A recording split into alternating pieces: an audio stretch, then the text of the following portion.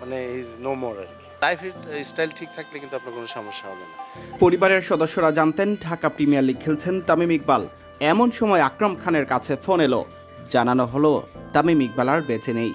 জাতীয় দলের সাবেক অধিনায়ক আকরাম তার ভাতিজা ও আরেক সাবেক অধিনায়ক তামিমের বেঁচে ফেরা নিয়ে এতটাই উচ্ছ্বসিত কেন তা নিশ্চয়ই এবার স্পষ্ট।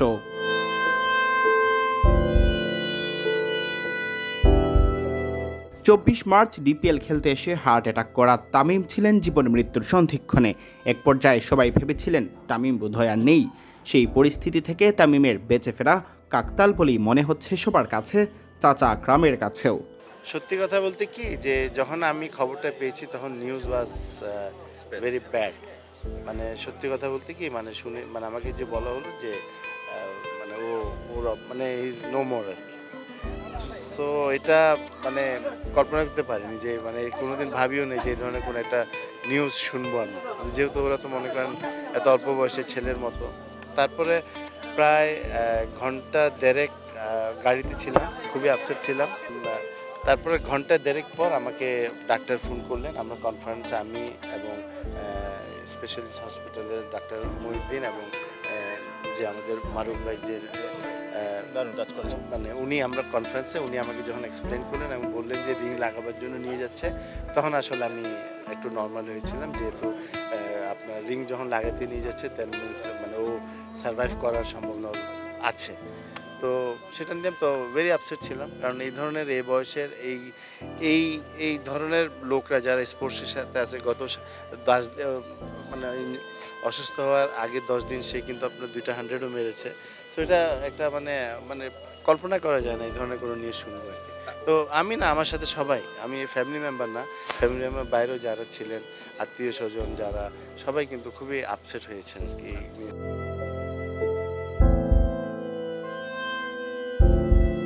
তামিমের সুস্থতার জন্য চিকিৎসকদের প্রচেষ্টা তো আছেই, ভক্ত সমর্থকদের দোয়ারও কৃতিত্ব দেখছেন আকরাম খান। জানালেন সাভার কেপিজে হাসপাতাল থেকে এভার কেয়ার হাসপাতালে স্থানান্তরিত তামিমকে শীঘ্রই বিদেশে নিয়ে যাবে পরিবার। তামিম যে ধরনের ওর যেখান থেকে সার্ভাইভ মানে করেছে, মানে এটা রিয়েলি মানে এটা আপনাদের দোয়া না হলে এটা আসলে সম্ভব হতো না। তো আপনাদেরকে এবং যারা সবাই প্রচুর কল পাচ্ছি, প্রচুর SMS আছে, সবাইকে ধন্যবাদ জানাচ্ছি।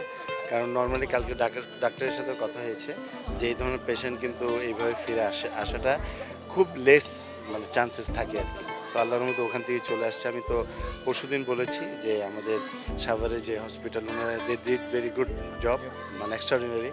তারপরে বিকেএসপিতেও ফ্যাসিলিটিস ভালো ছিল। তারপর আমরা এখন এভার কেয়ারে নিয়ে আসছি কালকে রাত্রে, এবং সেখানে সে অবজারভেশনে আছে। তো ডাক্তারের সাথে আলাপ হয়েছে, তো আল্লাহর মতে ও যদি আরও 2-3 দিন এইভাবে থাকে, এখন যে কন্ডিশনে আছে, তাহলে ওকে আমরা বাসায় নিয়ে আসতে পারি। মানে এবং দেশের বাইরে নেওয়ার কোনো সেটা এখন আপাতত আমরা এখানে যেটা হওয়ার তো সেটা হয়ে গেছে, যে আপনার রিং লাগানো হয়ে গেছে।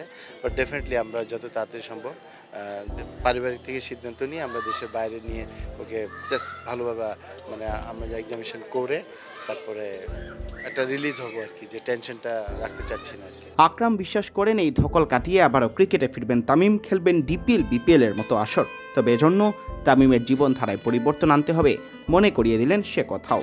ওর যে একটা অ্যাক্সিডেন্ট হয়েছে একটা, বাট ও কিন্তু আপনার মাসখানিক পর কিন্তু সে নর্মাল, ইনফ্যাক্ট এখন কিন্তু আল্লাহর মতো সে নর্মালি আছে।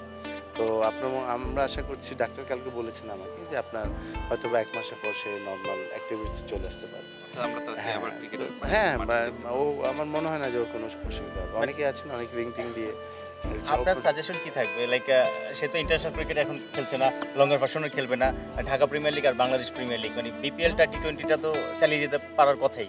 হ্যাঁ, কারণ আপনি যদি এখন মেনটেন করেন, আপনি যদি লাইফ স্টাইলটা আপনাকে একটু চেঞ্জ করতে হবে, যেহেতু আপনি এখন একটা প্রবলেম করেছেন, আপনার একটা অসুস্থ যে রিং লাগিয়েছে। বাট লাইফ স্টাইল ঠিক থাকলে কিন্তু আপনার কোনো সমস্যা হবে না।